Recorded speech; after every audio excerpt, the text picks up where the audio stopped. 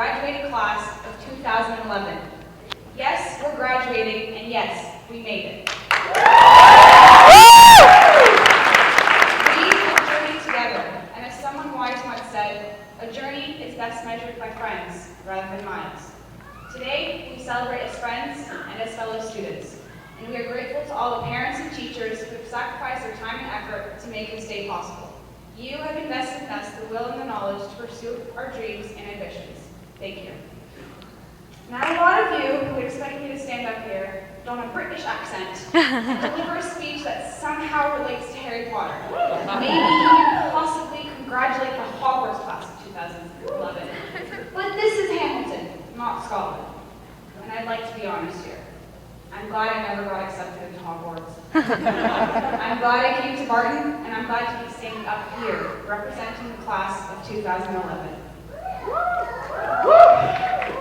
Barton Secondary is a typical high school on the outside, but inside, well, that was up to us.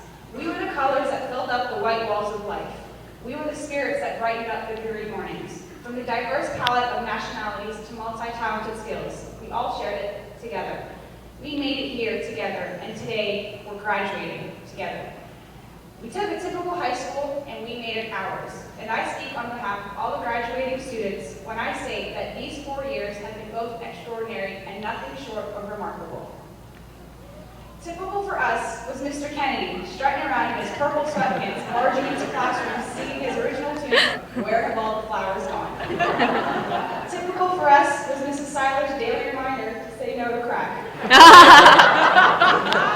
Although on some days it seemed like it was in our food. Typical for us was Mr. Simick's very convincing feminine voice instructing the school to put together recycling bins. Sorry, sir, I know that was supposed to be a secret. Or the times where the secretaries knew we were lying but gave us a good bit slip anyway. Typical were the times we tried to Barton chant and nobody would follow suit. Typical was the never-ending Facebook status updates that all complained about how much homework we had but never starting it. Or facing the wrath of Mr. Langmead and Mrs. Price's death lawyers when you don't pay your library fund.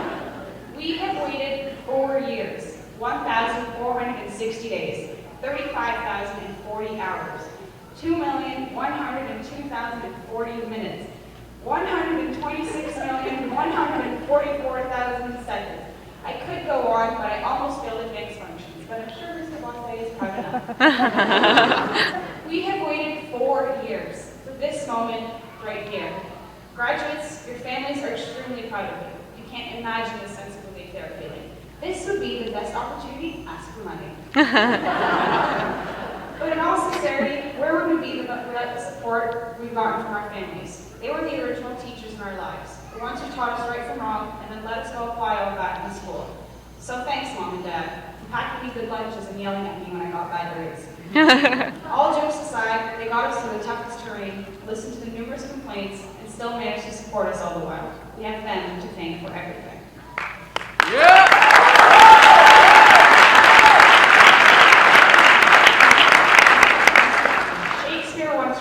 We know what we are, but not what we may be. We are thinkers, dreamers, artists, writers, engineers, and McDonald's managers. We are anything we want to be, anything we set our minds to.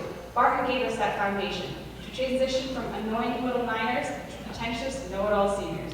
Yes, we're in that category. The high school experience has allowed us to establish that we are more than just robotic pupils conditioned to blurt out facts. We're all very special, and we're all very deserving of something better.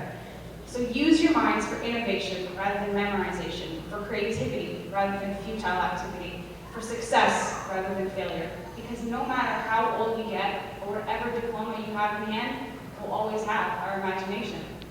Remember when we were 5, and we were asked what we wanted to be when we grow up? You probably answered things like astronaut, princess, cowboy, or in my case, Pikachu.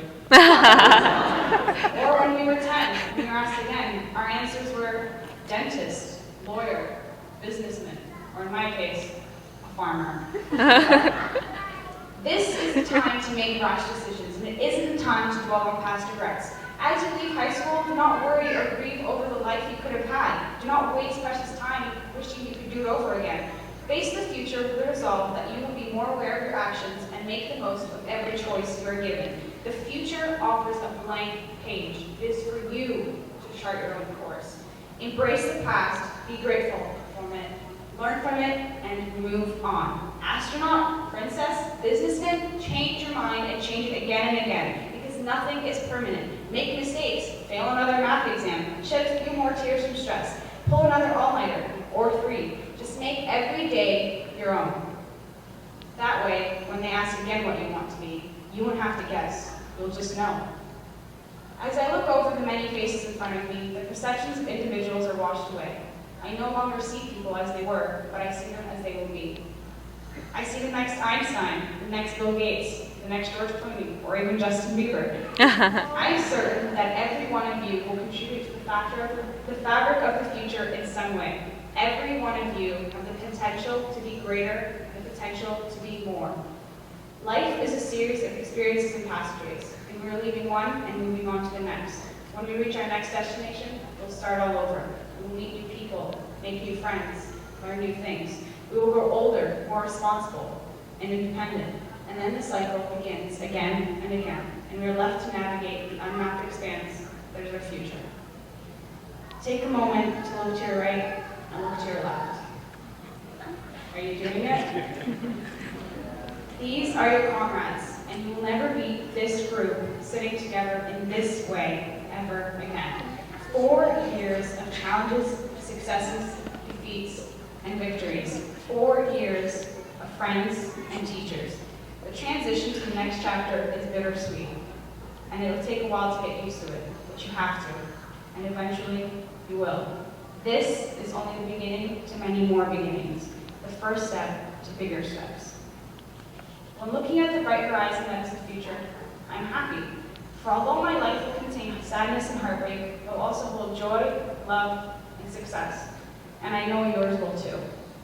So look forward, my friends. Look forward and smile, and never forget the wise words of Albus Dumbledore. It does not do to dwell on dreams and forget to live, so don't forget to live, my friends. Thank you, Barton, and thank you, class of 2011.